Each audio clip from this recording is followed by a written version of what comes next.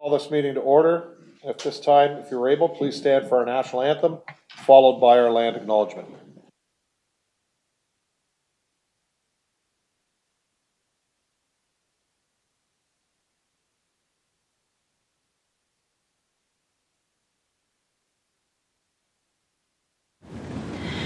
O Canada, our home and native land, true patriot love in all of us command, car ton bras s'est porté l'épée, il s'est porté la croix.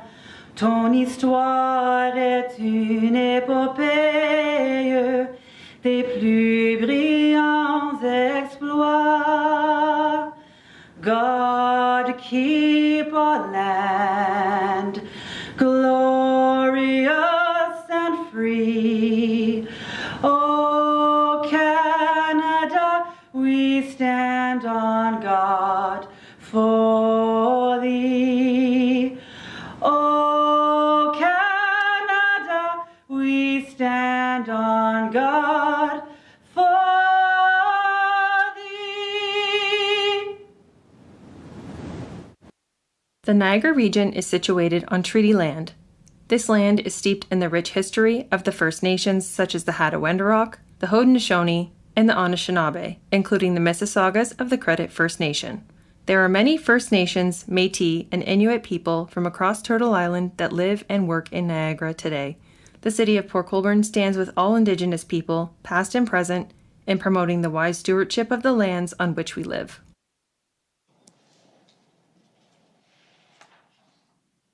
Okay, Council, if I could have Councilors Bodner and Hoyle move the agenda, the Council agenda dated January 27th, 2026 be confirmed as amended. There are some changes to the agenda tonight. There are addition of 3 delegations, 2 virtual and 1 written.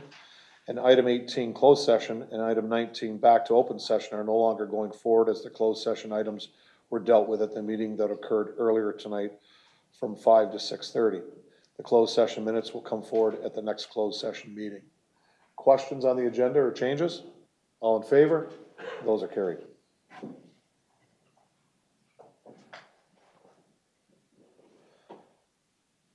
Under disclosures of interest, I do have one disclosure for Councillor Beauregard, and his disclosure is on item 11.3D and bylaw 17.5, as his employer works on the files with regards to these 2 items. Are there any further disclosures of interest? Okay. We have one presentation this evening. It gives me great pleasure that the new Niagara Regional Chair has come forward to visit the city of Port Colborne and introduce himself. I think most people know Mr. Gale, Chair Gale, and if Bob wants to come up to the podium, just press the button there on the microphone. And you're all set. Thank you. How many people hit their head walking through on that? It Just the does tall happen, ones. So I can sue, eh? Okay. So good evening, Mayor, councilors, staff, citizens. I'm here just to introduce myself. I've been here a few times over the last 11 years, but my name is Bob Gale. I was appointed chair of the Niagara region on December 18th. I was at that time chair of the Niagara Parks.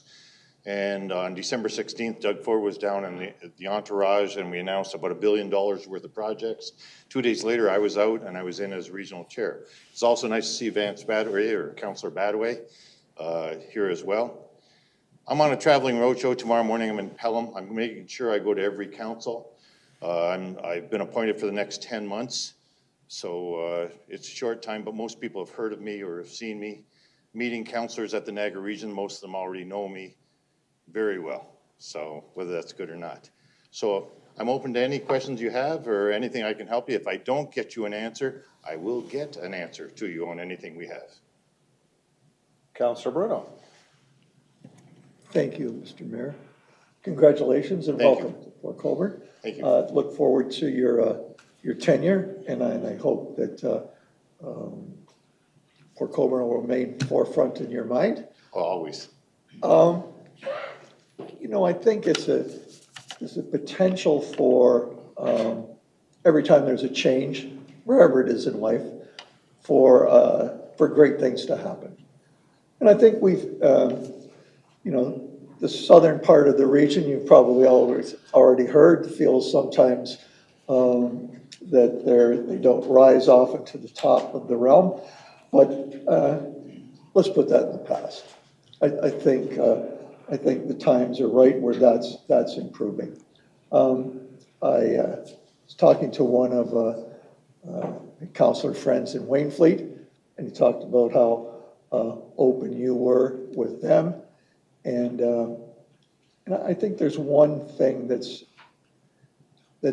pertinent, that's been recent in our relationship with the region. And I'm sure, Mr. Gale, you understand that Port Colborne's always, for a long time, had an issue trying to solve its water and wastewater problems. For a small community, it has large billings because of our geography, because of the infrastructure, and we're doing a lot to overcome that. But in that, we need some cooperation and help. And I know in the Waynfleet meeting, a counselor friend of mine said, you promised to look into something. So I'd like to ask you to look into something. Staffs from various communities and with the region, you hope, work well together, and there's a free flow of information. We've done some serious borrowing of money to fix our water and wastewater problems, but like that system it's jointly owned. There are some regional components to that, and there's city water and wastewater lines. I found through all my years on council, it's very difficult for staffs of various entities to feel sometimes comfortable in sharing information. Maybe they're going to offend their employer. Maybe it's not the right thing to say. The one thing I've learned by being on a lot of water and wastewater committees here is that there's been a reluctance on the part of the region to release some information and test some of their lines. So while we're out there spending millions doing ours, it's been difficult to get information from the region on their lines. And you can't do a complete analysis on something unless you have the whole picture. So I would ask if you could ensure that any request sharing inspections of regional lines, there's a particular one, an old one that goes under the canal. There's a water reservoir here that's owned by the region that may become defunct. We want to know what's going on with those lines, but we can't do that without cooperation and the region saying, yes, we'll test it, not, we'll do it next year. We're on top of our situation.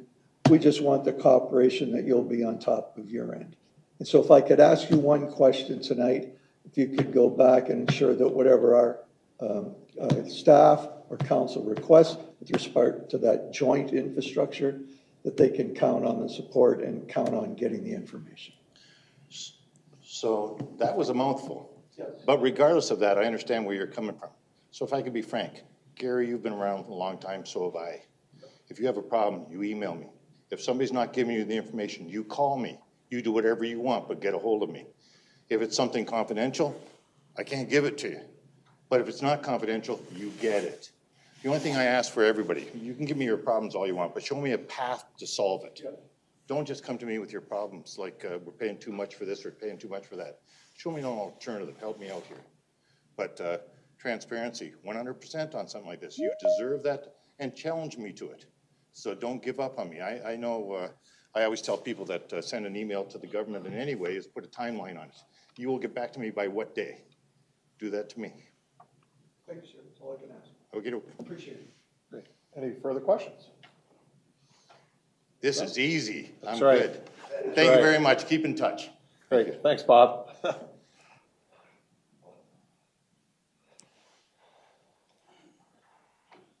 Okay. So, council, we have three delegations this evening. Delegate 8.1 and 8.3 are both on the same subject, and they're both online this evening. Delegate 8.2, Michael and Julie Scott, is a written delegation with regards to item 12.1, Miller's Crossing, which is in your package. And their letter is there, so that is for your perusal. So what we'll do is we'll go to 8.1, Brian Blackwell, and then we'll proceed to 8.3, Scott Lebke. So if you're ready, Madam Deputy Clerk, for Mr. Blackwell.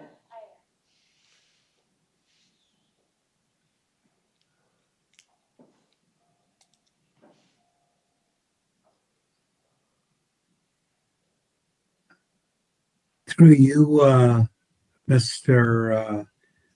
Your Worship, is that the right presentation that I submitted to staff?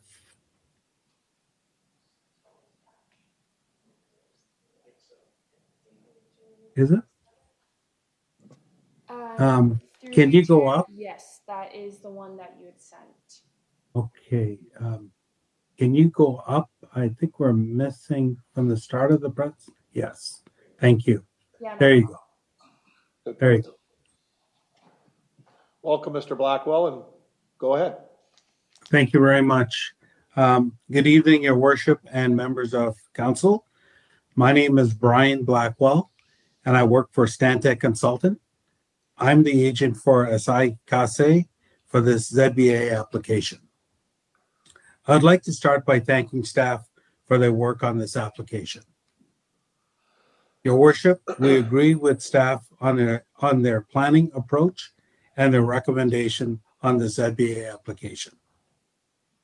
Further to staff's detailed planning report, we wanted to highlight a few items related to the property and the ZBA application.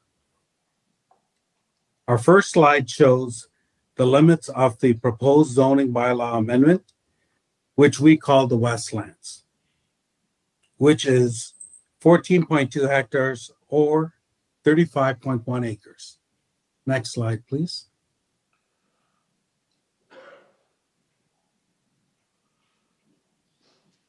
Our next slide shows the existing site with our approved MZO on our 47.4 hectare or 183.8 acre site.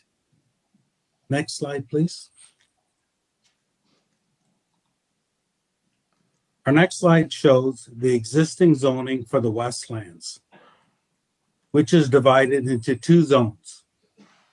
The north half being HI 46, which is heavy industrial with special provisions. The south half being ID 47H, which is industrial development with special provisions and a holding zone.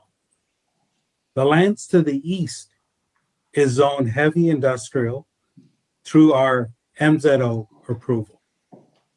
Next slide, please.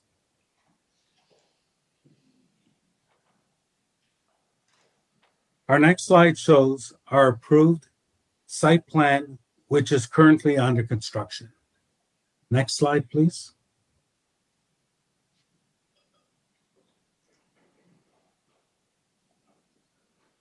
Your Worship, this slide shows the proposed location of a substation and a stormwater management pond on the north portion of the Westlands.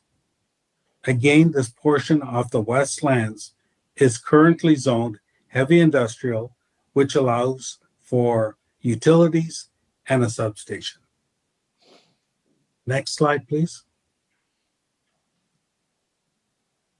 Your Worship, if we review the city's existing zoning bylaw, section 1.3.3 allows for public utilities in any land use. This would allow the construction of a substation in its proposed location without a ZBA application. Next slide, please. The city's HI zone, which is heavy industrial, on the north portion of the Westland, also permits public use. Next slide, please. This slide shows the heavy construction zone permitted uses, and you can see in red, it allows for public use. Next slide, please. The city's definition of public use includes utilities. Next slide, please. Your worship, this slide indicates that AK through this ZBA would like all its land holdings to be consistent with the approved MZO. This is AK's long-term goal for zoning for their lands holdings. Next slide, please. This slide shows all the reports and studies that have been submitted to support our ZBA application. Next slide, please. Your worship, AK would like its westlands to be consistent through this ZBA with its approved MZO lands. We also believe the existing zoning bylaws would allow the construction of a substation on the north part of the westlands without a ZBA application. Thank you for your consideration. If you have any questions. Great, thank you, Mr. Blackwell. Any questions from any councilors? Seeing none? Great, thank you.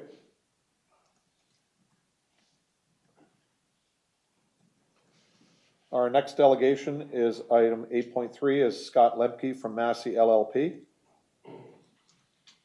Welcome, Mr. Lemke.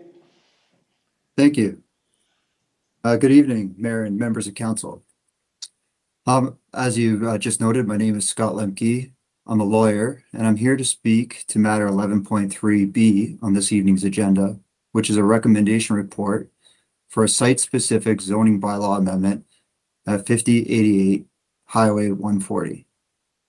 My client is 1170367 Ontario Inc., which is the neighboring and adjacent property owner directly to the north of the lands subject to the proposed ZBLA before you.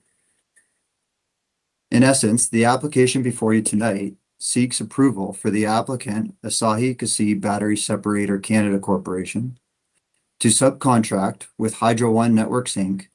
for the construction of a 118 megawatt hydroelectric substation on the applicant's property. The substation will receive power from the Crowland Transformer Station, which is located in the south of Welland and less than 2 kilometers from the substation site.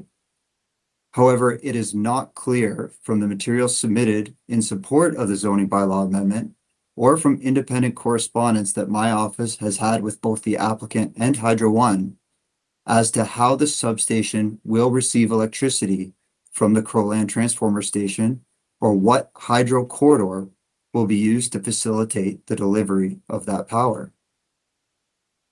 My client is interested and affected by this zoning bylaw amendment application because its lands contain significant hydroelectric infrastructure immediately to the north of the planned substation.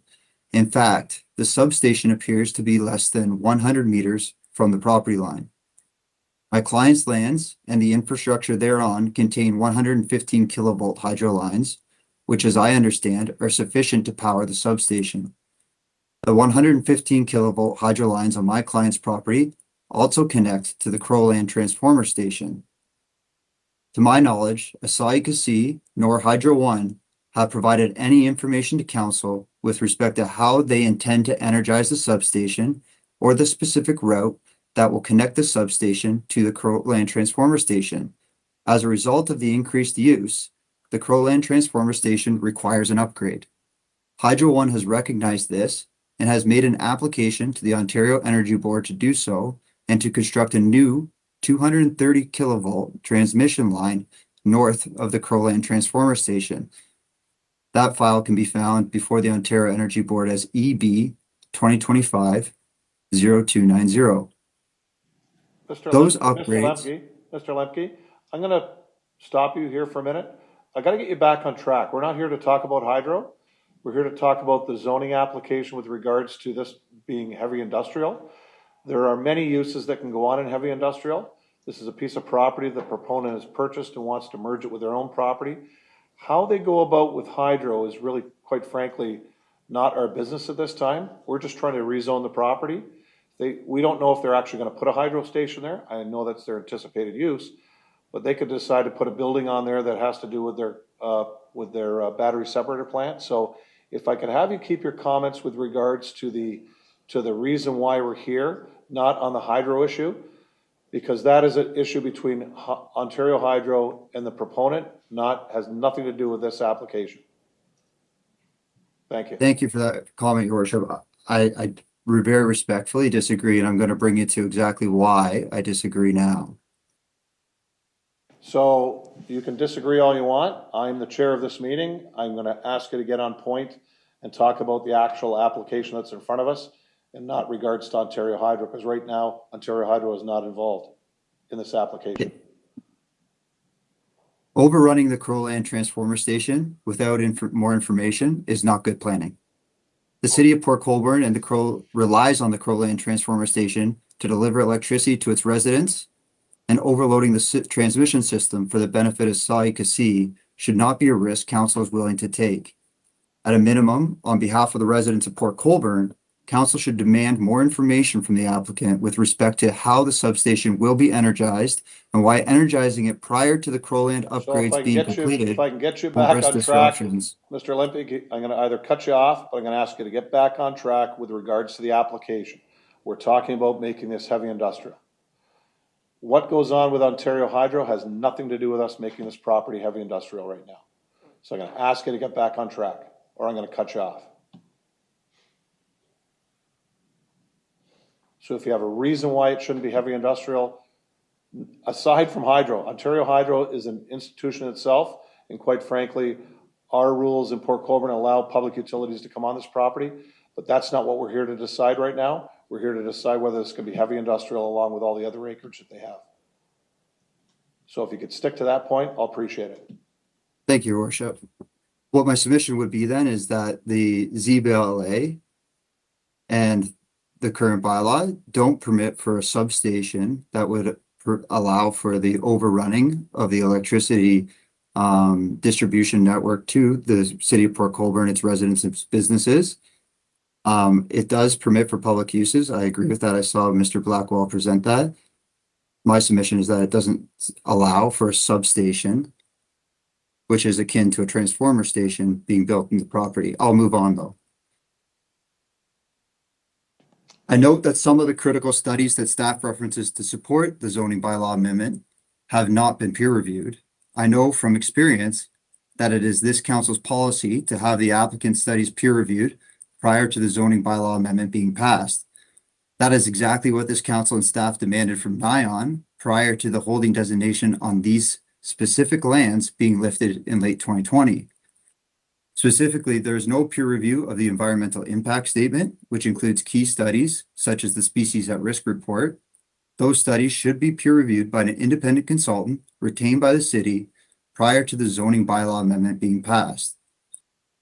Finally, I note that the adjoining Saï-Cassi lands on the east side of the substation are subject to a minister's zoning order granted in 2024, as Mr. Blackwell pointed out. The provincial government, that is my submission, did not intend to provide the same advantages to the substation lands as it did the balance of the Saï-Cassi lands. It is irrelevant that Saï-Cassi did not own the substation lands at the time the original MZO was granted. The province could have granted Saï-Cassi another MZO had it thought it was appropriate. By this council passing the zoning bylaw amendment without the same protections and processes that this council insisted on only 5 years ago is doing indirectly what was not done directly. That is, granting Saï-Cassi the privileges set out in a minister's zoning order without traditional process and oversight. Subject to any questions from the mayor council, those are my submissions. Thank you, Mr. Lemke. Questions from any councillor? Seeing none, again, thank you, Mr. Lemke. Thank you. Okay, we're on to the mayor's report. Last week, I attended the annual conference for the Rural Ontario Municipal Association alongside Councillor Bodner, our CAO Brian Bowles, Director of Development and Government Relations Gary Long, Manager of Communications Jasmine Pizel-Graham, and Senior Health Advisor Renee Bisson. We're fortunate to make 15 delegations to various provincial ministries and agencies where we had productive, focused discussions on the priorities shaping Port Colborne's growth and long-term sustainability. Across all meetings, our advocacy was consistent and coordinated. We focused on the tools and partnerships needed to support reasonable growth, attract and retain major investments, and ensure our infrastructure and services keep pace with demand. We met with ministers and parliamentary assistants for the Ministry of Agriculture, Food and Agribusiness, Ministry of Economic Development, Job Creation and Trade, Ministry of Energy, Ministry of Environment, Conservation and Parks, Ministry of Finance, Ministry of Health, Hydro One Networks, Ministry of Indigenous Affairs and First Nations Economic Reconciliation, Ministry of Infrastructure, the Ministry of Labor, Immigration, Training Skills and Development, Ministry of Long-Term Care, Ministry of Municipal Affairs and Housing, Ministry of Northern Economic Development and Growth, Ministry of Public and Business Service Delivery and Procurement, Ministry for Seniors and Accessibility, and Ministry of Tourism, Cultural, and Gaming. A significant focus of our conversations at Roma centered on healthcare and senior services, reflecting the growing and evolving needs of our community. We had meaningful discussions with provincial partners about the need for expanded community-based healthcare, equitable primary care funding, and the challenges smaller and aging communities face in accessing timely services. We also sought guidance on advancing seniors-focused housing and explored opportunities for long-term care development. A key theme across many meetings was the need for provincial support to enable a municipal services corporation in Port Colborne, particularly as it relates to water and wastewater servicing. We highlighted how this model would allow Port Colborne to service the Eastside employment lands, support new housing delivery, and modernize water and wastewater governance in a way that improves affordability and long-term financial sustainability. We also advanced the case for marine and trade-related infrastructure, positioning Port Colborne as a strategic link within the Great Lakes system and the Ring of Fire trade corridor. These conversations reinforce the role our community can play in supporting provincial supply chains, clean energy development, and job creation. We updated our ministry partners on major industrial projects underway in Port Colborne, including those at Asai Kase, Young Bunzlauer, Azure Sustainable Fuels, and Allied Marine, with discussions focused on infrastructure readiness, power supply, and regulatory alignment needed to help or to keep these investments moving forward. Housing remained an important part of our conversations, particularly our growing development pipeline, affordable housing partnerships, and the need to expand options for seniors in the missing middle to ensure Port Colborne remains an inclusive and livable community. Overall, Roma provided a valuable opportunity to strengthen provincial relationships, highlight Port Colborne's momentum, and reinforce our message that we are ready to grow, ready to partner, and ready to deliver, provided we have the right tools in place. Port Colborne residents can shape the future of their community by participating in upcoming public engagement initiatives for the city's new official plan. An official plan is a key planning document that establishes a municipality's long-term vision for managing land use, community growth, infrastructure planning, and environmental protection. Port Colborne's new official plan will guide the city's planning and development initiatives through to the year 2056. Residents are encouraged to attend upcoming open houses at the Valley Health and Wellness Center. The two dates are Wednesday, February 4th from 3 p.m. to 7 p.m. and Thursday, February 5th from 2 p.m. to 6 p.m. Wednesday, February 4th from 3 p.m. to 7 p.m. and Thursday, February 5th from 2 p.m. to 6 p.m. Your feedback helps ensure the plan reflects community values while aligning with provincial and federal planning initiatives. Beginning in 1999, Sports Fest is a February celebration providing family-friendly activities for all ages. The citywide community festival of sports attracts participants from across Niagara with proceeds donated to various charities. The City of Port Colborne will celebrate winter with the 26th Annual Sports Fest from February 6th to the 8th, 2026. And this year we have two presenters, CM Steel Insurance Brokers Limited and Portage Mutual Insurance Company. Events including the Mayor's Cup hockey tournament, which Councillors Bodner, myself, Danch, Hoyle, Beauregard, and Regional Councilor Badaway have participated in the past with lots of fun. We also have a Sports Wall of Fame inductee ceremony, the polar plunge at Lakeview Park, as well as volleyball and salsa making competition, music trivia, and so much more will take place throughout the city.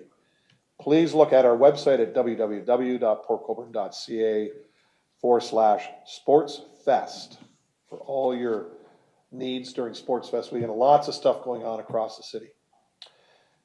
And to complete my report, on behalf of City Council and senior leadership, I want to extend a sincere thank you to all of our City of Port Colborne staff for your hard work, collaboration, and dedication during the snow events over the past week. Your professionalism, teamwork, and commitment to keeping our community safe and services running did not go unnoticed. Whether working in the field, supporting operations behind the scenes, or assisting residents directly, your efforts made a meaningful difference for our community during challenging conditions. And we've had lots of comments about how great our snow plowing has been over this time. One thing I've heard from 4 clients of mine that don't live in Port Colborne, they live in northern communities. They couldn't believe that Port Colborne gets all its side streets done in record time compared to their municipalities. One guy complained that his municipality hadn't cleaned his side streets since a couple snowstorms ago. So kudos to our staff, kudos to senior staff, and kudos to council for giving the tools to our staff to do their job the best that they can. So thank you, staff. And this concludes my report. Any questions? Okay. Councilor Badaway, regional report. Oh, memories of the Mayor's Cup, I'll tell you. I still feel it every morning when I get out of bed. Mr. Mayor, thanks for the opportunity, and members of council, I haven't seen you since New Year, so Happy New Year. It's great to see you all and staff. It's great to see you. I have to echo your comments about city staff as well as emergency services over the course of the last few days, weeks with respect to the weather. There's no doubt that you all stepped up to the plate and are doing a great job, especially the operations crew and the fire chief and your team. Great work. Mr. Mayor, I just wanted to report on one thing tonight with respect to the Public Works Committee at the region now considering and bringing a recommendation to Regional Council to update its transportation master plan. Members of council are fully cognizant and recognize the advantages of a master plan being put in place immediately at the region, well overdue. The update is both timely and, as I said, overdue, and particularly given that Niagara's transportation networks are one of the region's most critical economic strengths. Efficient, resilient, and well-integrated transportation systems are foundational to Niagara's ability to move people, to move goods, supporting local mobility, tourism, cross-border trade, and long-term economic growth. Fluidity across the network is essential not only to our residents, but also for visitors, employers, and supply chains that increasingly rely on reliability, redundancy, and speed.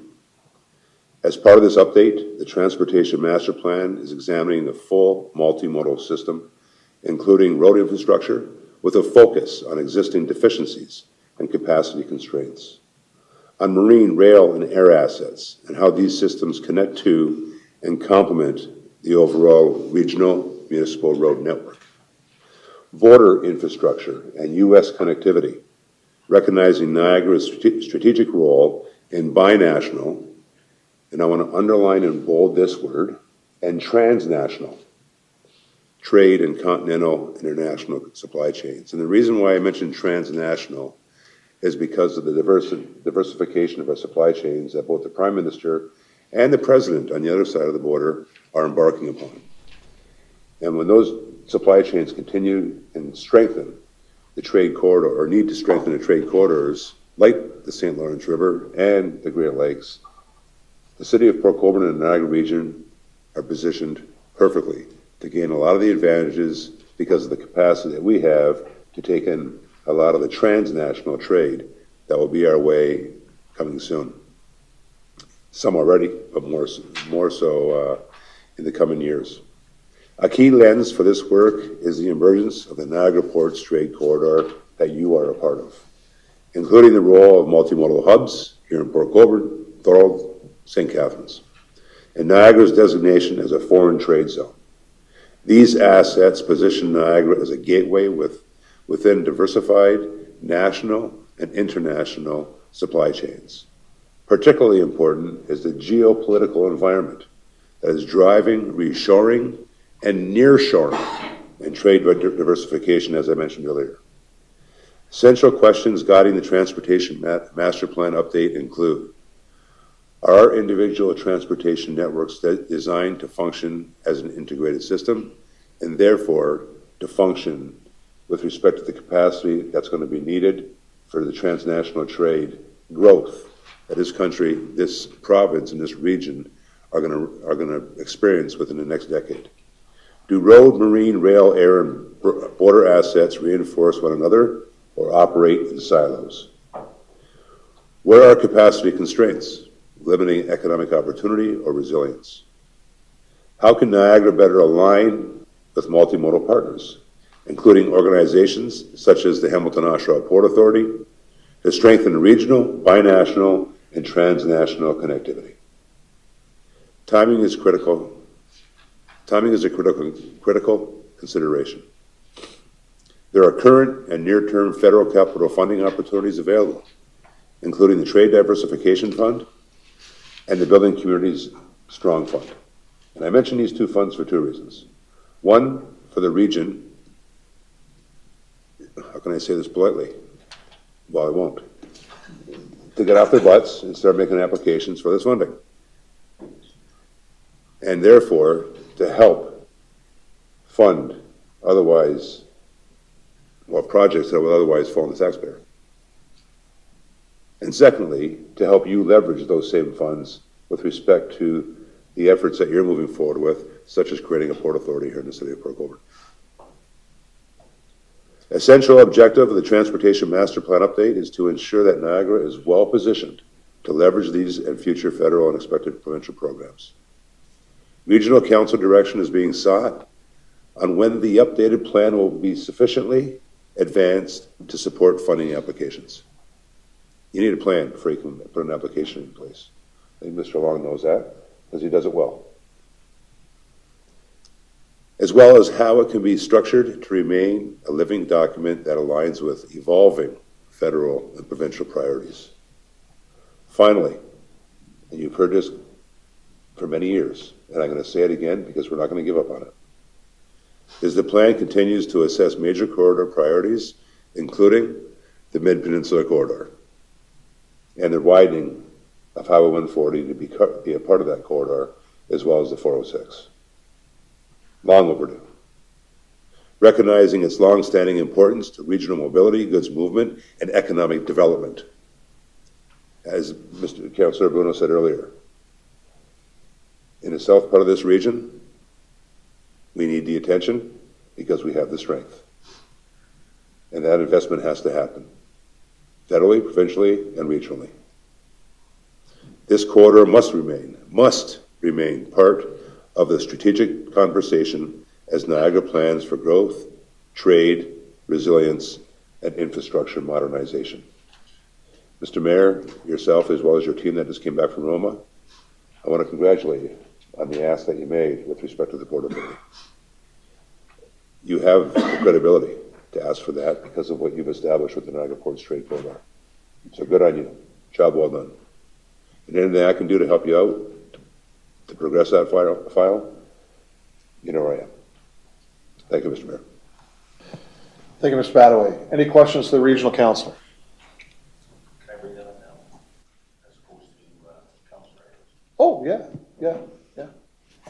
Thank you. Through you, Mr. Mayor, to the regional councillor, we had a brief conversation on this one, and I think I echo the concerns of a lot of commercial business owners with the change in the recycling program, where residential units get the same job done. But now we can include big deal coffee cups and toothpaste containers, but commercial businesses no longer will have the opportunity to put their stuff at the curb unless it's in a green bag.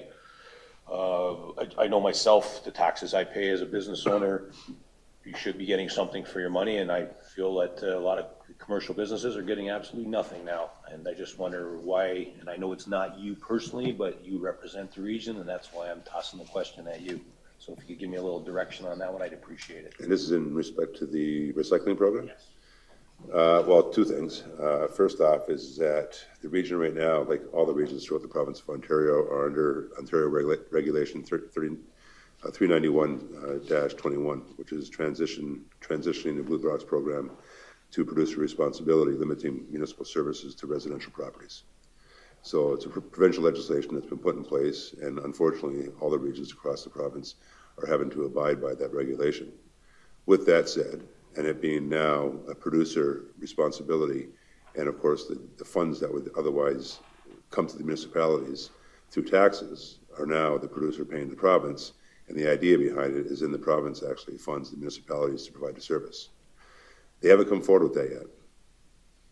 As a matter of fact, they haven't come forward with any plan yet, as well as the funding attached to it.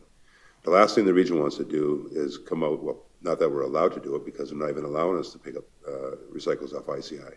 It's just residential.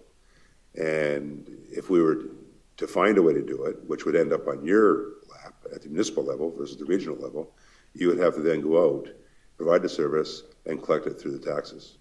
We don't want that to happen. The emphasis and the pressure that we're putting on now is on the province to come down with that plan and the funding that they're collecting from their producers to then fund a program. That's what we're waiting for. Having said that, the second point I want to make is that as we move forward and the services are being provided, the emphasis that we're placing at the provincial and even the regional level is to push for that solution. And I have.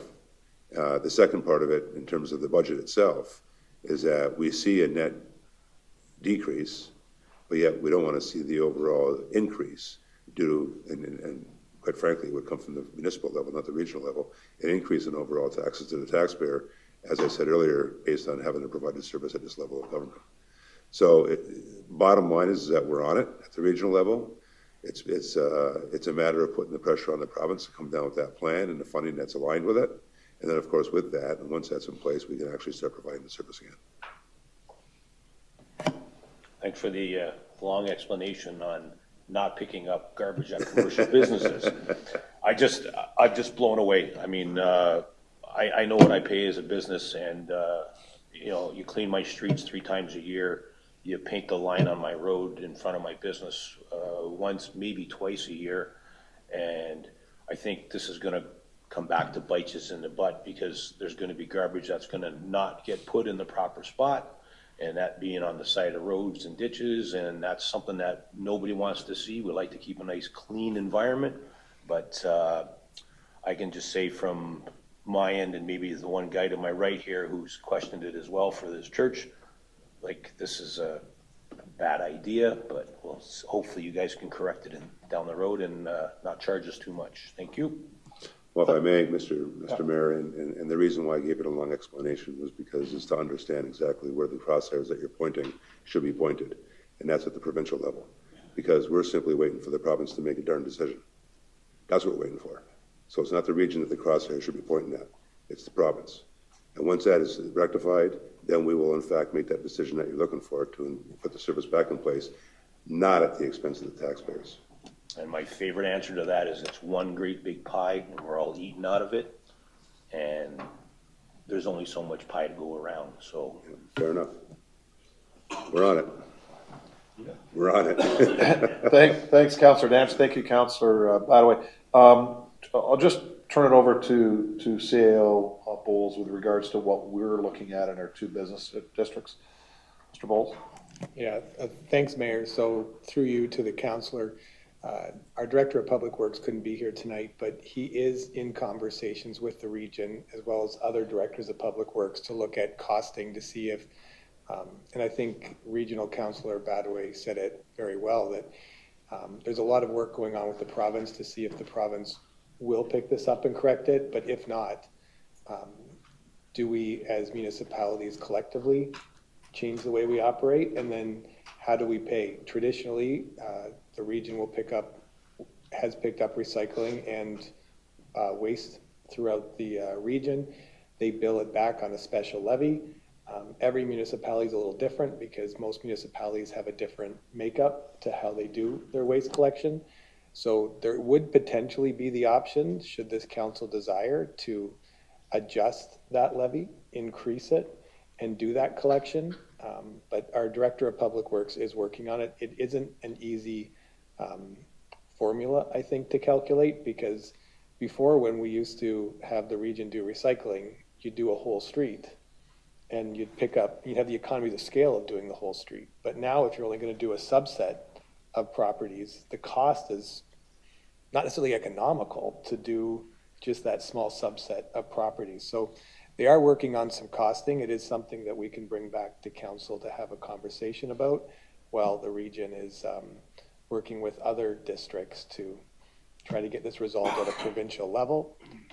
Ultimately, it does come down to, as the regional councilor said, it will come down to a question of who pays for it. And but Director of Public Works, once he has those numbers, we'll bring them back to council and we can have that conversation of if we want to move forward with it or not.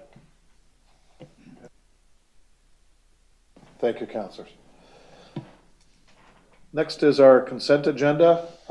We have pulled item or report 2026-10, the interim billing of Northland Estates, due to Councilor Beauregard's conflict. So that'll be in our items of separate discussion. So are there any other items that you would like to lift?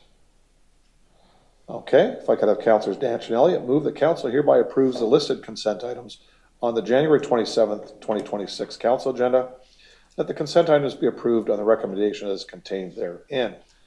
Now, normally I do not ask for questions because that's not what we're here for, but we have a special recognition this evening, council, and it comes from Roma.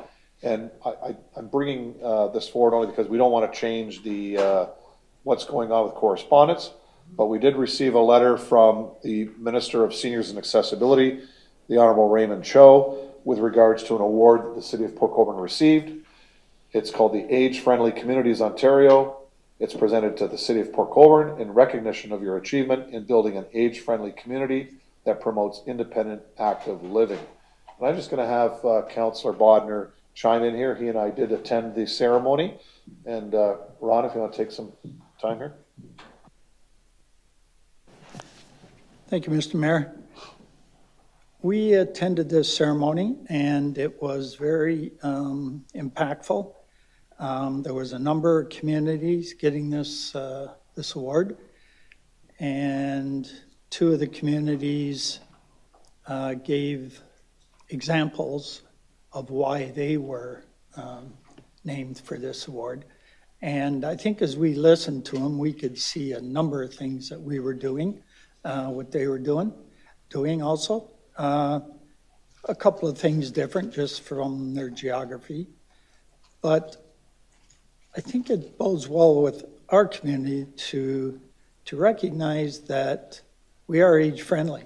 And sometimes you just take it for granted and it just happens over time. But it's extremely, extremely important. And I think we should congratulate everybody that's involved in it. There's a number of different organizations in our community, as well as our own staff that are heavily involved in this. And they deserve all the credit for us getting this award. And I would hope that we could just get better at this and ensure that we're recognized at future conferences for this. Great, thanks, Councillor. I'll allow you a quick question, yes. It's not a question, Okay. It's to add to this. Perfect. I reached out to Stephanie, the Director of Culture and Museum, because I wanted to know a little bit more about the award that we received. So this is in connection with the Niagara Older Adult Alliance community that the Seniors Advisory Committee participates in. We collaborate a lot with them, which is a lot of the municipalities that were honored here today. So I just wanted to do a bit of a shout out to our Seniors Advisory Committee. We had a bit of a rocky start when I first joined the committee and at the beginning of my term. But over the last couple of years under Culture and Museum overseeing it, we've really stepped up a lot of things. We've worked with Olga and Public Works on the stopgap program that's underway now. We were able to have Josie from the tourism funding come and join our committee for a little bit, and she started like the walking club and the Tai Chi, which is now being offered at the Vail Center, I don't know if it's connected to the YMCA, but it's at the Vail Center now. So we are doing a lot of activities, and one important feature is that a lot of seniors feel they don't have a voice. And I think I've brought it up to communications in an excursion that we had at Steel Street Apartments, where like engagement sessions and where there's surveys and things like that, they don't often feel that they can participate because they're not aware of what's going on. So I'm glad that we got this award, and I feel like we can do a lot more in the coming years. But anyways, I just wanted to put a shout out to that. Sorry. Good work, thank you. So with regards to that, we have it moved and seconded. All those in favor of all these items? That's carried, thank you. So on to item 12, items requiring separate discussion. Our first item is recommendation of report for official plan amendment, zoning bylaw amendment, draft plan of subdivision, Miller's Crossing, files D09-07-24, D14-11-24, and D12-05-24, 2026-12, and staff is going to be giving us a presentation. Kelly, take it away. Thank you so much. Good evening, Mayor, members of council. I just wanted to give a brief presentation for you as it relates to the official plan amendment, zoning bylaw amendment, and draft plan of subdivision report on tonight's agenda. So bear with me and I'll move forward on the clicker, maybe. Next slide, Jess. All right, so just a quick background context. I know that this file has been undercarriage for some time now. It was initially submitted in December of 2024. The applicants did request an official plan amendment, a zoning bylaw amendment, and a draft plan of subdivision for the land shown on the screen here, highlighted in red, which we refer to as Miller's Crossing. It is a land assembly of a number of parcels. This application was deemed complete by staff in January of 2025. The statutory public meeting under the Planning Act for this application was held on February 4th, 2025, with notice circulated in accordance with the Planning Act on January 15th, 2025. Since the time of the statutory public meeting, we received comments from the public as well as comments from agencies and provided those to the applicant, who is in the room tonight if there are questions. And upon reviewing those materials, they submitted a revised proposal in September 2025. This revised proposal was circulated to the applicable internal and external agencies for comment, as well as the revised materials added to the development applications website in the fall of 2025. Do you want next? One more time? Okay, next slide, that's me. The original development concept, which I'm going to call submission 1, is shown on this slide here. It proposed one new local road, which we're calling Street A, through the subdivision. Basically, I think would go through Elm and to, that one is Steel, correct? Yes, Steel Street. And then there was a connection through Elmvale Crescent as well proposed. Ultimately, there would be around 300 to 380 or so units, depending on the ultimate build out of the internal blocks with the townhouses. But this did propose a range and mix of housing forms from singles, semis, back-to-back townhouses, regular townhouses, rear lane townhouses, stacked townhouses, and a commercial mixed-use apartment building.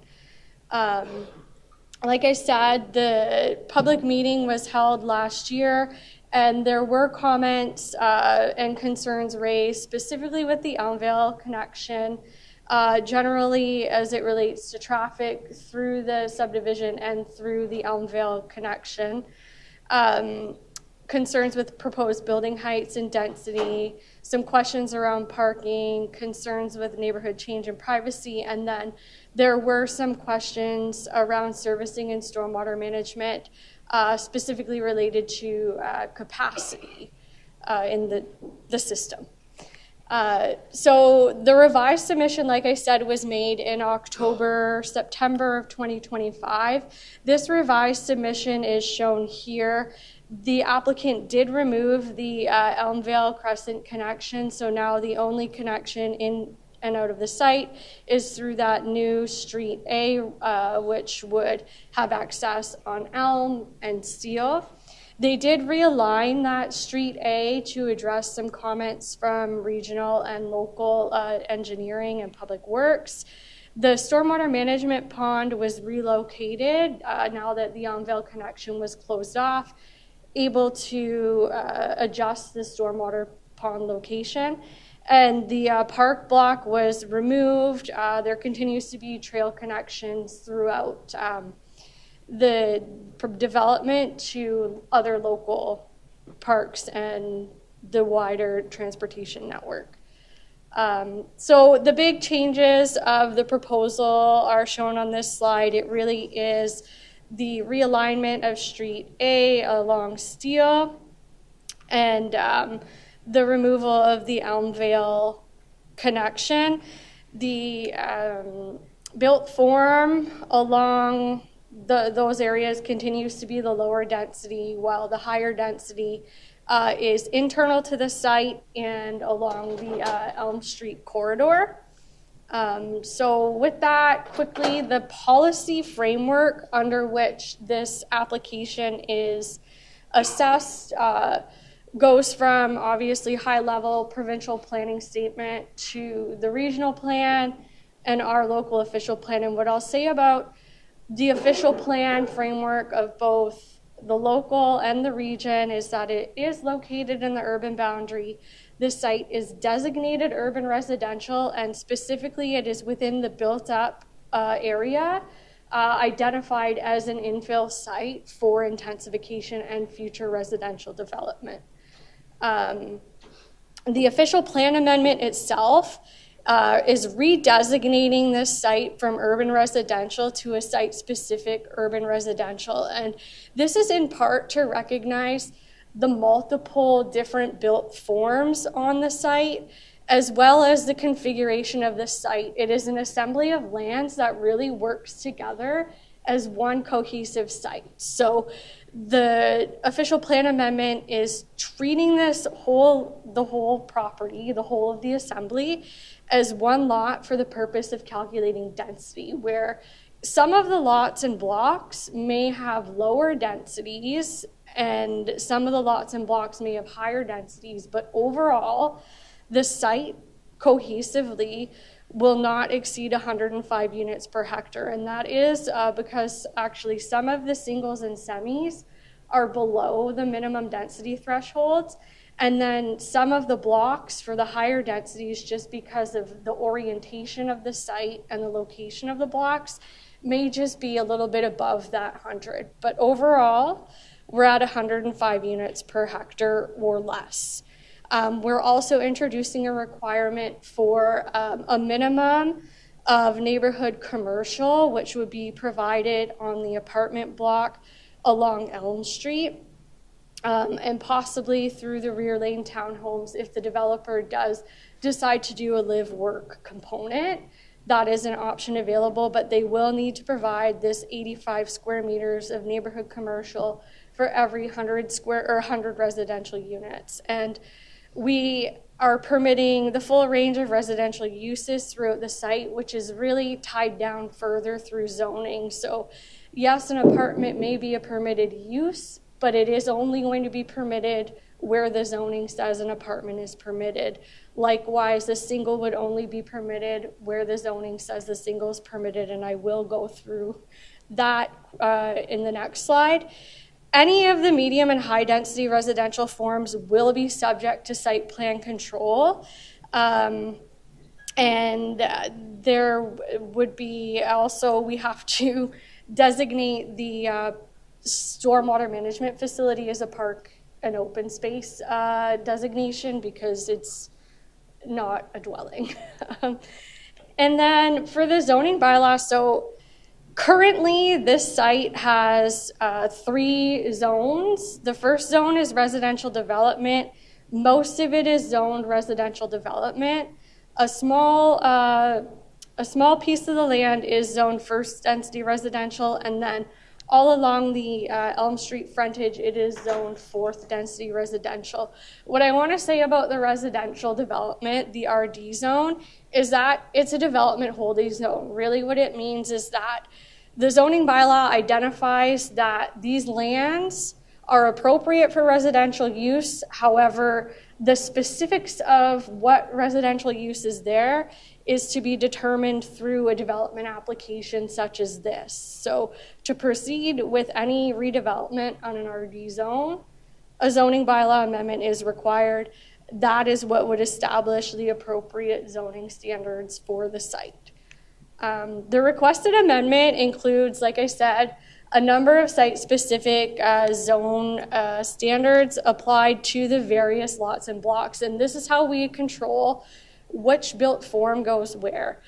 This is a bit of a mock-up, but what I'm showing here is where the singles would be permitted is in the R2 portions of the blocks. Townhouses would only be permitted in the R3 portions.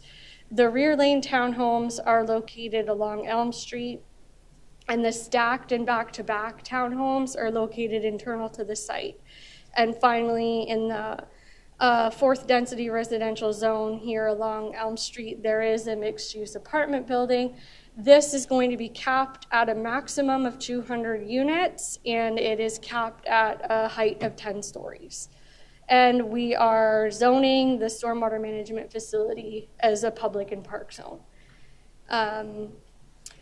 There is, because this is zoned RD residential development, there are no zoning standards that apply to the site at this time. So the zoning bylaw amendment establishes those specific standards for lot frontage and lot area, as well as some specific standards for rear and front porches and yards to address where a deck might be in the backyard and where the garage is located in the front yard.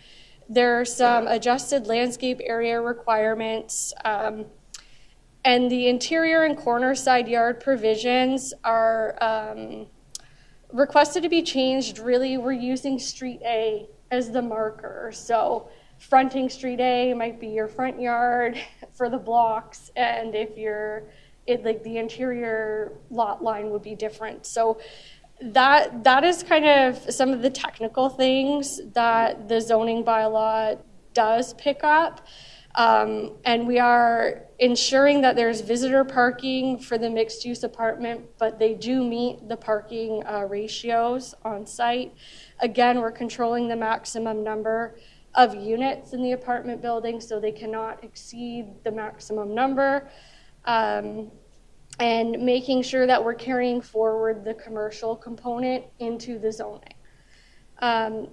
Now, our zoning bylaw is a bit older. We don't specifically have a defined built form for a stacked townhouse or a back-to-back townhouse or a rear lane townhouse yet. So we do have to introduce both that use and then regulations for that use. Those are included in the zoning bylaw amendment. And those standards have been developed based on best practices, both here for other developments we've approved with these built forms, as well as other municipal best practices. And I guess to sum it all up, we are recommending approval of the official plan amendment, zoning bylaw amendment, and draft plan of subdivision and associated conditions at this time. The applicant has made revisions to the proposal to address one of the big concerns related to traffic flow on Elmvale, as well as address a number of technical comments from city departments and other commenting agencies. And from our perspective, the proposal does reflect, a more modern, policy-consistent approach to redevelopment, and it is consistent with the provincial planning statement, the official plan, the region's official plan, and I think that is where I will leave it for tonight. I know that was a lot, but if there are questions, happy to answer them. And the applicant is also here if there are questions. Good. Thank you, Kelly. Great job. Sure. Questions from Councilor Danch? Thank you. Through you, Mr. Mayor. The only thing I was going to ask you is the parking ratio, because that's always a concern. I just wondered if it's like a 1 point something there. Through the mayor, yes. So all of the parking for the lower density forms is met. The parking for those higher density forms is set at 1.1 spaces per unit, and we're very specific that a portion of that does need to be dedicated to visitor parking. That's in line with the parking requirements we set out in late November last year, so they meet it. And I haven't done a parking count lately, but they might also exceed it, but the minimum is there. Councilor Bruno?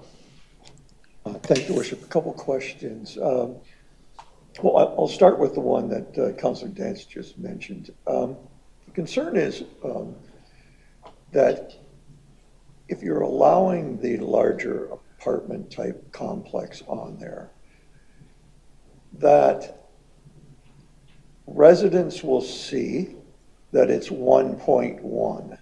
And those apartments may not be built for 2 years, 5 years. There's the wastewater issue, the servicing issue, all that. Which leads the concern that it's 1.1 now to get through the approval stage and meet the requirements. But I'm assuming that doesn't presuppose that it may be 1.1 3 years from now or 5 years from now. So is 1.1 just a placeholder until there's a potential amendment? Let me start to answer that question through the mayor, and then I might tap Eric in. I think what I can say is, as council will recall, back in November of last year, we did approve the zoning bylaw amendment that introduced a parking requirement of 1.1 spaces per unit for an apartment use. So really, this application meets our standard. If they were to move forward, if council were to approve the amendment as is today and they were to proceed forward to building permit, they would need to meet 1.1 spaces per unit at a minimum. There's nothing that says that they could provide more parking if they wanted, but they cannot provide less than 1.1 unless they come in and go through this whole process again to justify why something that isn't 1.1 is appropriate. But 1.1 that's it. I don't know if Eric, you have anything further. Through the mayor to the councilor, I was just going to add that any changes to the 1.1 would result in an application back before this council or a future council. Okay. Secondly, while you don't have a crystal ball on what might be in the new official plan, because we're working on it, but we're fast approaching self-imposed deadline of when you want to get it to us. And so I don't know if you can crystal ball any speculation that, like, I'm wondering if we're going to have a run of applications that are in the queue to precede the August deadline. Specific to this, are there changes pending in the OP that perhaps haven't had consideration in this one because we're living under the existing OP?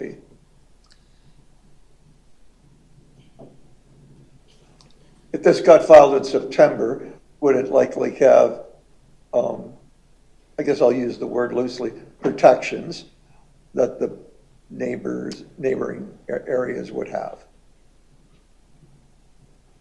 Through the mayor to the councillor, I'm in my mind trying to go through the sections and what we've talked about, and I don't think it would. I actually believe that the new plan will be maybe a bit more concise, and we'll have brought in policies from the region as well. And it may be, I don't know if from a policy perspective it'll be easier, but it may be more straightforward even with the future plan. So it might actually be a simpler process with the new plan.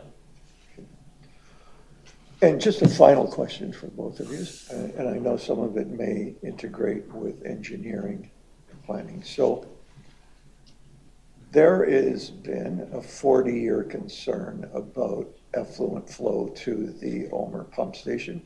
You've had regard for that in here. You've mentioned the restrictions that you're aware of. Engineering is working on some of the new improvements, what that might allow for. My concern is when someone comes in for an application like this, so, you know, there's a couple of ways of doing it. The existing system could be repaired to the extent that housing units could be developed because those extraneous flows have been removed and this capacity could go through existing pipes. But this may be a long-term plan that comes online in pieces. And at the same time, upstream from this, there are development proposals that could start before this development. So for the residents who live in the fear of some of these developments, notwithstanding dry flows versus wet flows, and these will have storm sewers, that this could take up the space we've gained if these improvements work, and then some. And so if the improvements miraculously said you could have 300 more housing units, then can this developer move into, does he get first grab at the 300? And maybe he doesn't have to build a pipe. When Mr. Man up the road, he comes in and he says, I'm ready to go. Like, how does this get sorted out that a developer in this situation, does engineering say we now have room for 300 and this development gets the 300? I'm confused at how this happens because there's so much development going on upstream potentially that if they don't hive off somebody or somebody, developer, who pushes things over the edge is responsible to build infrastructure to not upheave the existing. And I'm concerned, but more importantly, the residents' concerned is that they've got a breath of fresh air coming here now. And now they're worried that there's a time bomb coming and it's going to sop up that and they're going to get back in trouble again. And so I don't know how this development even proceeds with its first house if there already is a hold on it based on current conditions. Stratch? Yeah, through the mayor, the councillor. So there are conditions in the draft conditions. I'm looking quickly, 63 is one of them that the owner is acknowledging that they understand that we can't provide them capacity at this time. So that's something that we're putting in place in the Omer sewer shed in cooperation with Niagara Region. In terms of coming online and capacities, I think the ultimate vision with the lining projects and with the infrastructure money that's being spent is that all of these developments we're approving, we will be creating capacity for. And the timing on that, it's unfortunate we don't have Mr. Szapowski here tonight to talk a little bit more about that, but ideally, not everybody will be ready at the same time. There's a substantial amount of conditions that need to be worked through on this site by the developer, and a different proponent is going to have a different set of conditions, and the timing on those may lead to a circumstance where someone is maybe a year or two ahead of someone else. If we've got an opportunity to provide some capacity in that time, I suppose that is an option, but there's an operating limit that we're aiming to keep these pump stations within. And right now, Omer is exceeded, and we can't put anything else on it. When we get it down to a level where we feel it's appropriate to add additional flow to it, we'll do that up to the limit that we set for it, which won't be the limit it's at now. It's going to be keeping it down. There's going to be a buffer in there. So that's how that will work. I do agree that there's going to come a point in the future where we may have to make a choice about who's going to get a servicing allocation. And I suppose, we're just going to have to look at the merits of an application and who's further ahead and who's ready to go if we're looking between one or two or three different proponents. Okay. Thank you, Councilor. Kelly, you may as well sit down instead of standing there. It's easier to answer questions when you're in front of us. Councilor Baggy? Thank you, Mr. Mayor. Just a couple of questions, Kelly. You mentioned parkland, but I missed what you actually said where the park's going to be or not going to be. Oh. Through the mayor, so for this specific application, due to the realignment of the road and the location of the swim pond, what we're doing is collecting cash in lieu of parkland for this site. So the city is able to take the 5% as cash and use it to address park needs throughout the area. And through the mayor, just to supplement that a little bit, through discussions with our colleagues in the Parks Department, it was felt that there was 2 or 3 parks within a short walking distance. I think Hawthorne Heights is to the north, and Reservoir Park is to the south of this. And if you really want to go for a walk, there's the off-leash dog park. And so the idea that you would, or that we would take that in lieu money and reinvest it in those facilities instead of building a small little park within this development.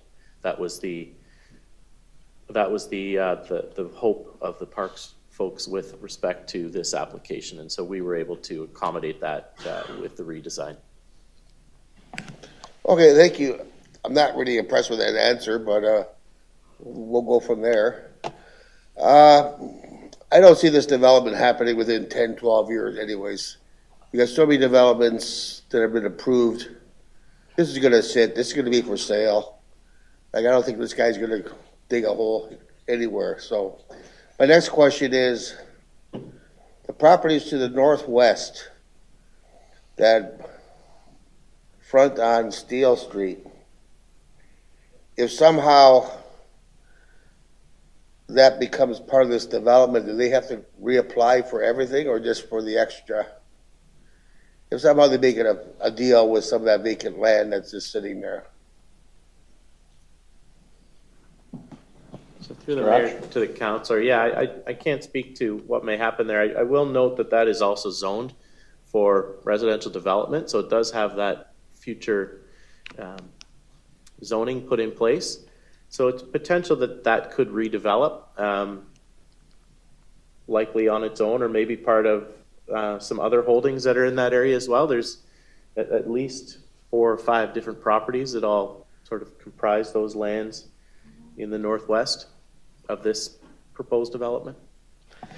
Oh, thank you. Because of that, would it be smart to put a hold on some of that development there, bordering that property? They say for 5 years or 10 years, you can't build there because there might be expansion into that vacant land, or is that just wishing? Through the mayor to the councillor, in effect, the residential development zone is already a hold.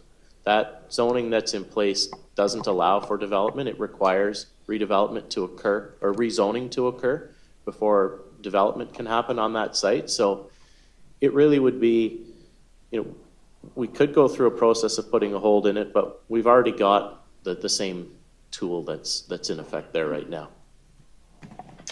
Okay, I'm good, Mr. Mayor, thanks. Thank you. Questions? Councilor Bruno.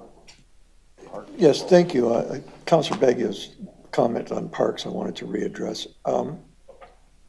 Not just for this development, but going forward, I think it would be prudent for park staff and planning staff to inform people what the alternative is if there's not going to be a park. So a lot of us have read the parks master plan, the earlier draft. Communities and the public are moving more to community parks rather than neighborhood parks. And I think that, the data shows that, there's not as many people going to the parks that were around the corner, but they're postage stamp size compared to, the H.H. Knowles or the Lockviews or things like that. But for example, in this case, I think it's better to tell the potential buyers in the development and the people surrounding the development where those kids and adults are going. Like in this case, you have a great opportunity to potentially trail this development along Elm Street, what was known as an old railroad spur, and hook into Reservoir. And because you have that 5%, you could build that nice trail, put more amenities in Reservoir Park. But I think going forward, and I don't know what it would take, whether it's a resolution of this council, was when you are looking at approving developments, you've made the decision of it's 5% or there's going to be land. Could there with that become an explanation to those surrounding and the people going in where their park is going to be and why there isn't going to be a neighborhood park? We've deemed like there needs to be some standards that this is close enough that it doesn't need its own park. It seems like right now we sort of deal with it as it's laid out to us. And there'll always be some of that because you don't know the densities. But at the end of the day, it seems to me that it would help everybody, including the council of the day, to make what arguably is a 50, 100-year decision where the park's going to be for those residents. So I hope you would take that. I mean, it seems to me that Hawthorne's too far and Reservoir will need a way to it without going through the neighborhood. But fortunately there you have a potential great route to it, but I'd like to see that in the future. Thank you. Okay, further questions? Perfect. If I could have Councilors Baggio and Bruno move that Planning and Development Department, report 2026-12 be received. That the official plan amendment attached to this report as Appendix A and be approved. Excuse me. That the zoning bylaw amendment attached as Appendix B to this report be approved. The draft plan of subdivision associated draft plan conditions attached as Appendix C to this report be approved. The city clerk be directed to issue the notices of decisions regarding the applicable planning instruments in accordance with the Planning Act. Further questions? All in favor? Opposed? That's carried unanimously. Thank you.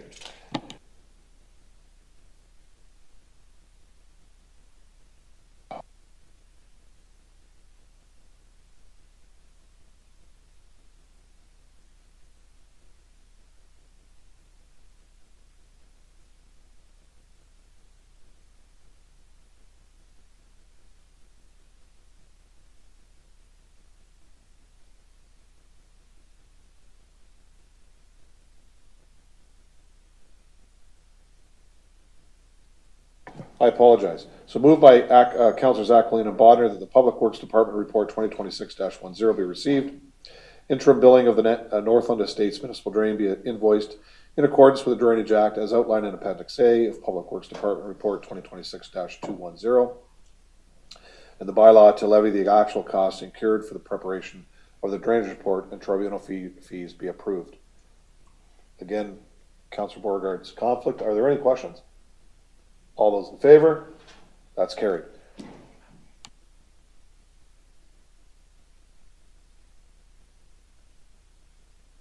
Oh, sorry, because I just got, clerk wants me to do this over again.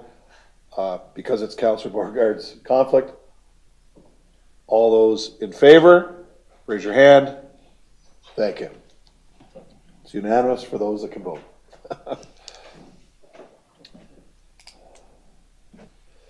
Item 13, staff remarks. Madam Clerk, anything tonight?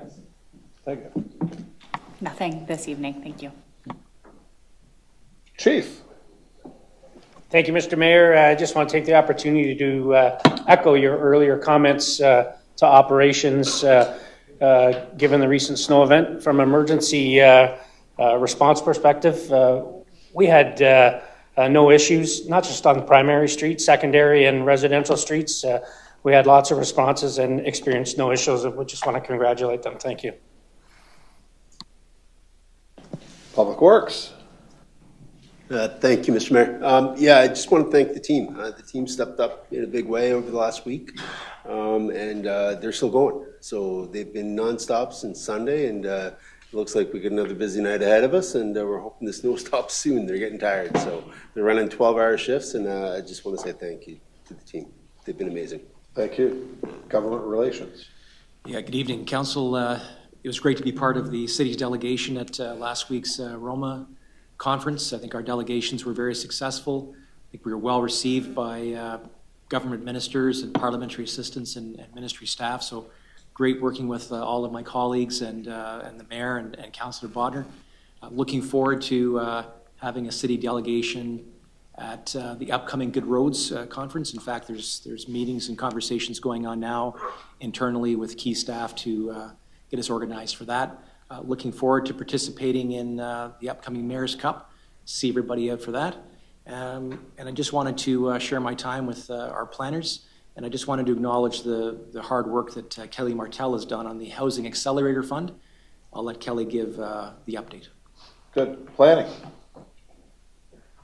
Thanks, Gary. Like Gary said, we had our meeting with CMHC last week with respect to our Housing Accelerator Fund, which, as you're aware, we secured $4.3 million for in 2024. We recently submitted our year one report. Happy to report that we exceeded CMHC's target for last year. They were targeting a milestone of 66 new residential units. By year end, we did issue 78 permits for new residential units. So we are demonstrating strong progress towards accelerating housing delivery. We have achieved a number of the milestones for the actions set out for us, and I believe earlier this week, Gary, the funds for the next tranche, which is just over $1 million, did land in our account. So we're happy to continue to work with CMHC and the other city builders throughout Port Colborne to remain on track and in good standing to meet our obligations to continue to receive funds. Okay, planning have anything else aside from that? To the mayor, no, that was the update. And I was going to mention the official plan open houses, but you very nicely covered it in your mayor's remarks. You're welcome. Thank you very much. You're welcome. That's what we do up here. Right, guys? Comms. Nothing for me today. Thank you, Mr. Mayor. Thank you. Mr. CAO. One, just to welcome, she's not here at council tonight, but we do have a new staff member in the city. Julie Rorison joins us as the corporate affairs manager. She brings a lot of community support, background, governance, and I think to take some words out of the mayor's mouth, he said it a couple times, and Julie's really, I think, embraced our culture already, and she showed up with her running shoes on and has already joined the team, so that's fantastic. On Roma, just to say thank you for the whole team for the preparation and the work we did.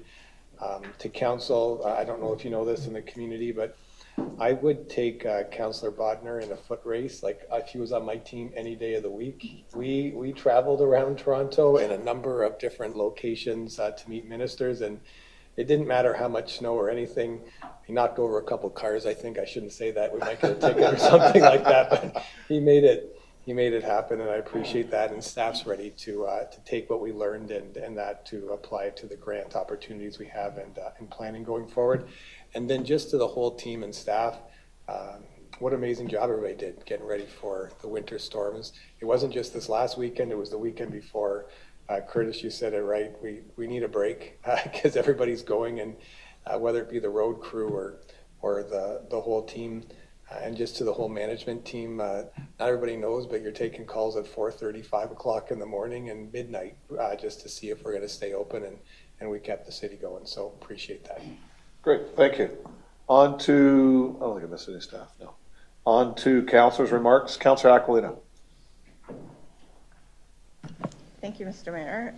I'd like to echo snow removal and the hard work that was done there. And, you know, it seems like Roma was a great success. So appreciative of all the staff that worked on that. I do want to acknowledge all of the hard work that our, I don't know what her title is, Renee, all the work that she puts into our health advisory committee, like,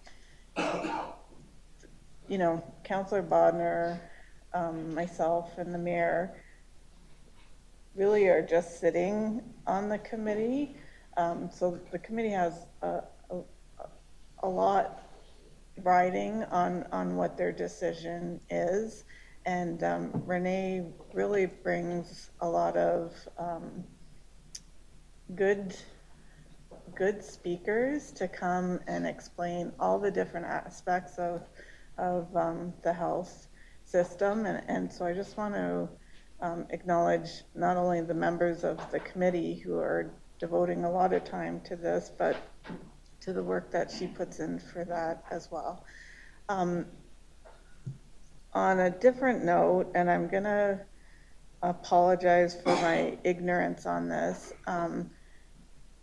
but with the storm that came, and you know, talk about it over the weekend, I had reached out to the CAO to talk about warming centers, and so I was advised that the Vale Center and the library aren't technically warming centers, but they're two locations that residents can go to if they need, you know, to warm up.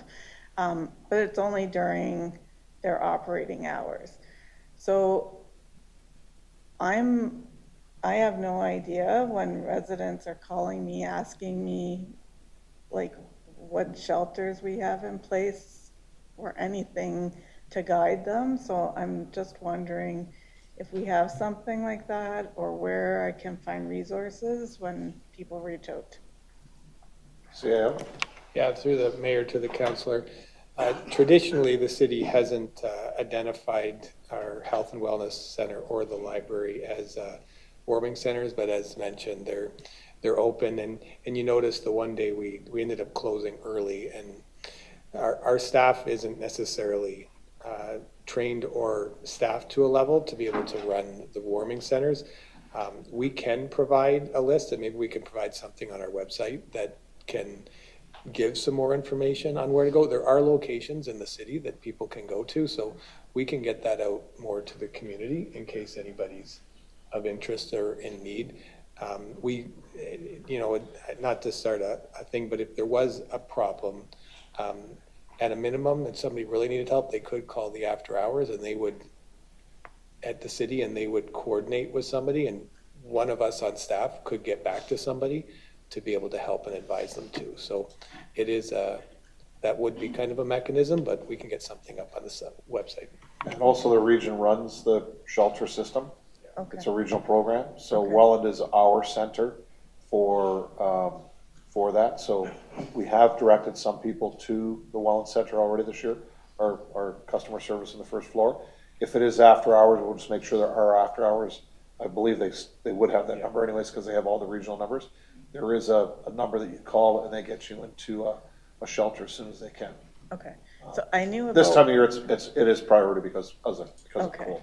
Okay, I knew Welland existed, but I wasn't sure what Port Colborne had, and if somebody in Port Colborne needs to go to a shelter, like how do they get transported to that shelter, or is that on their own?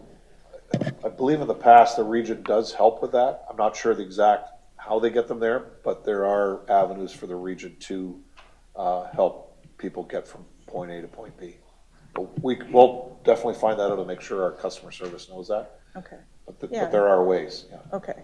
Just so people are aware, like I didn't know where to look for that information, so I'd appreciate that. Thank you. Thank you. Councilor Beauregard? Thank you, Your Worship. I just want to echo staff's, my colleagues' comments about the good work that our Public Works has done, as well as other staff at Roma, and just want to say thank you. Thank you. Councilor Baggio? Thank you, Mr. Mayor. I guess it's my turn to thank Public Works for the snow removal. You know, actually, it's the best I've seen in years.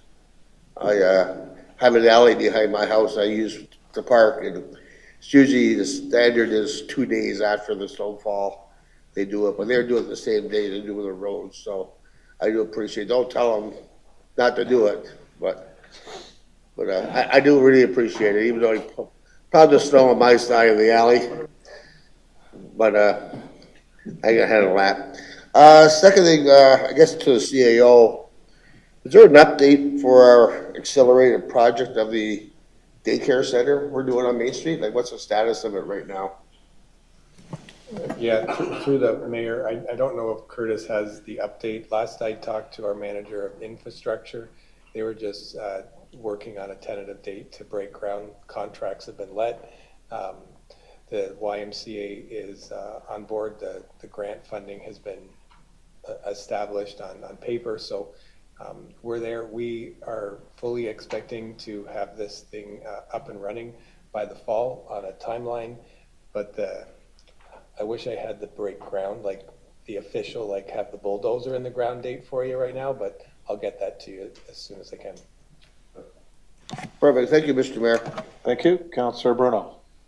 Thank you, Worship. I'll join in the echoing of Public Works staff and all the great work they've done.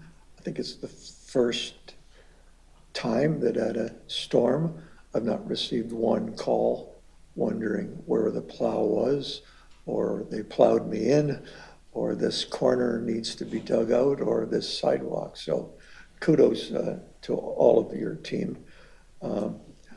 Councilor Aquilina brought up something that I haven't went to one meeting, but I haven't heard a lot about until recently, and that is the Health Services Committee that we have. I found it interesting that I read comments from, I think, people in the community, well-intended, who were maybe the most advocates and maybe the most critical of what we're doing. He praises on what is happening in Port Colborne with the committee, the professionalism, and they're looking at healthcare as well in a whole different light. I really think we've caught fire on something unique here. I give credit to a lot of people because, if you don't have a grand plan, if you aren't willing to spend the money, put your money where your mouth is, you won't achieve what can be achieved. And I think all of us are certainly hoping that we'll do that, but we all know that hope isn't a strategy. And we've implemented one. And from all early reports, it's succeeding. So For those who were part of deciding to do the survey, prodding us to spend the money to do it right, I think the end result, if at the very least, will be we did everything we could do, and we're going to try and control our destiny as best we can. And I think that people are appreciative of that and looking forward to good things, because right now it's on a good roll. So thank you to the members on council who do that, and the behind-the-scenes staff, particularly Renee, and glad to see members of the public coming out and voicing their opinion, both good and bad. And it's refreshing that hopefully we're on an upward course on that. That's all I have. Thank you. Councillor Elliott. Thank you, Mayor. We won't go with Public Works because they've been getting too much publicity right now. I will say though, Monday morning, I'm probably up earlier than most of you, and all of the streets that I drove past, down Clarence Street, down Steele Street, even the side streets, were cleared at 4:30 in the morning. And I've never seen that. We've been in our house on Clarence almost 20 years, and I have never seen the side streets plowed that early. Like somebody else had said, it's like usually 2-3 days. Yeah. So to have it after a snow event of that magnitude, I don't even know what the final count on the centimeters was, because I shoveled my driveway and it was deep. So to get all those streets plowed out in that period of time is amazing. On top of that, I got to give a shout out to CNP. Everybody's usually nagging on CNP about service and everything. I'm out shoveling Sunday night at 6 o'clock. 2 of the poles on our street on Clarence Street decide to have a fireworks display. I have never seen anything like it, and neither of the poles had a transformer on it, so I cannot figure out what was setting off the fireworks. Sparks going all over the place. There was one thing that went off and blew up, and the power went off and come on and flickered on. All of the housing lights were off and on and off and on and off and on. And then the second event, and everything went dark from Steele Street to Rosemount. It was repaired. This was about 6:30. CNP had the power back on before 9 o'clock. On a Sunday night, in the middle of a snowstorm, and in less than 3 hours, they had power back on. So I got to give them kudos, because I think there were a few people in our neighborhood that getting a little antsy when it was about minus 20, thinking, are we going to have heat for the night? They came out, a couple of snorkel trucks, got everything back together, and the lights came back on. So kudos to the crews that came out and helped us out. So I know they usually get a bad review by a lot of people, but this time couldn't have had better service than what they provided. That's all for me. Thank you. Councillor Danch. Thanks for that, Mr. Mayor. We're not going to talk about snow plowing, but I know one thing we could do, and everybody in Port Colborne, except for maybe a house on Steele Street, has a driveway. If we could get your cars off the road, because I had a couple complaints coming back to me. I mean, Dave drives a truck, I drive a truck. I mean, those things aren't little. I mean, if we could get our cars off the road, it just makes it a whole lot easier for those guys that are in those trucks. Other than that, that's about all I've got. Thank you. Councillor Hoyle. Through the mayor, kudos to the plow crews for keeping our city as clean as they possibly can. Shout out to the fire department. They had a couple quick knockdowns in the last couple of weeks, some fires. Besides that, my only question is, do we know for sure when the Seaway is going to let people walk across the bridge? Possibly. I know they put a schedule in, but it was subject to change due to the fact that some boats were not in yet. So they were delayed a little bit. I thought it's open now, I believe. Through the mayor, the chief just whispered in my ear that I believe it's actually allowed now. Foot traffic. Foot traffic, yeah. Foot traffic, yes. Right. That's all. I'm good. Yeah, okay. Councillor Bodner. Thank you, Mr. Mayor. I didn't get my laneway plowed, Mr. Pague, so I'm going to talk to them on that, but, that's for later on. So just because Councillor Bruno was talking about the healthcare committee and mentioned the word fire, and I heard the word fire mentioned here, I want to tell you how dedicated Renee is to this healthcare committee. We were there, and the fire alarm went off. The hotel. Yeah, in the hotel. We have meetings, 15 of them, and they're scheduled like bang, bang, bang. There isn't much time between them. So the fire alarm goes off. They shut down all the elevators. We're waiting for the health to go into the health ministry. Renee has a presentation. She's on the 40th floor with minutes to spare. That's right. And what's the decision? She has her presentation. She walked down 40 floors in heels, I believe, Yes. and got there with like a minute to spare and gave a fabulous presentation. And so that's dedication, I'm telling you. And just to talk on the healthcare committee a little bit, I think a lot of people in the community thought this was something, the results of this were going to happen very quickly.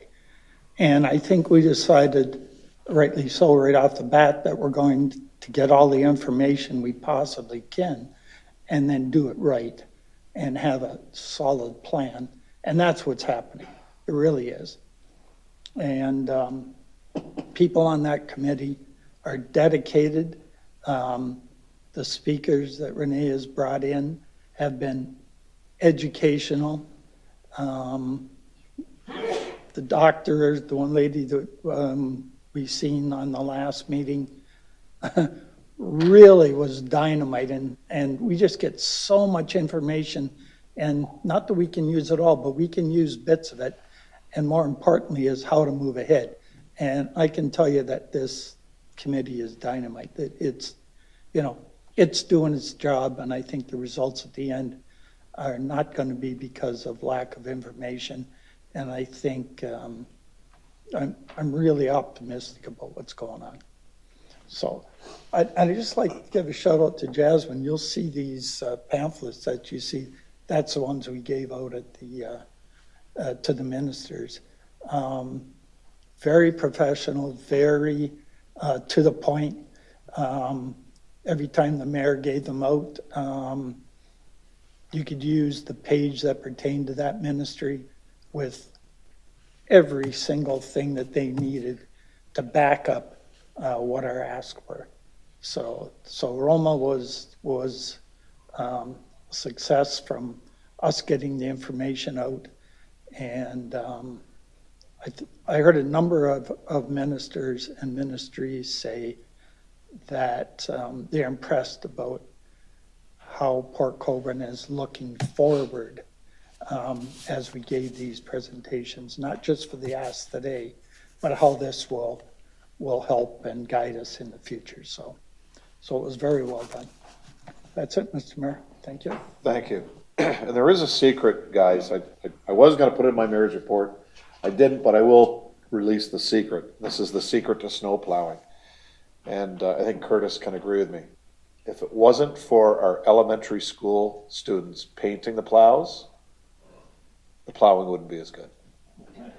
Those plows being decorated, I think they scare the snow off the roads. So kudos to our elementary schools and giving our staff great snow plows to roll around the city. It was amazing being out, especially on my street, because I'd have a couple different styles would come down every once in a while, and you saw the names of the schools on them. So it's pretty cool that they are there. Like it's not like they were hidden. So kudos to our elementary kids. Give us a big boost. Thank you, and thank you, Councillor Bodner, for that. I think all the guys around this table should do 40 flights in a pair of high heels to really show what it's about. I'm telling you that. There are no motions. Anybody have a notice of motion this evening? I know the clerk didn't have any, but, okay. Bylaws. We're gonna, separate the motions on item 15.5, bylaw 74230726, due to Councillor Beauregard's conflict. So if I could have Councillors Elliott and Hoyle move that bylaw 7423/07/26 be passed and enacted as presented. Questions? This is for your conflict, Councillor. All in favor? That's carried. And the following bylaws, if I could have Councillors Beauregard and Aquilina move, the following bylaws be passed and enacted as presented. Bylaw 74190326, 74200426, 74210526, 74220626, and 74240826, and finally 74250926. Questions on either of those? Any of those? All in favor? Those are carried. And we have a confirmatory bylaw. If I could have Councillor Bruno Baggio move that bylaw 7426/10/26 be enacted and passed as presented. Questions? All in favor? That's carried. Thank everybody for watching this evening, and great job again, councillors, on a good meeting, and thank you, staff. And this, we are now adjourned.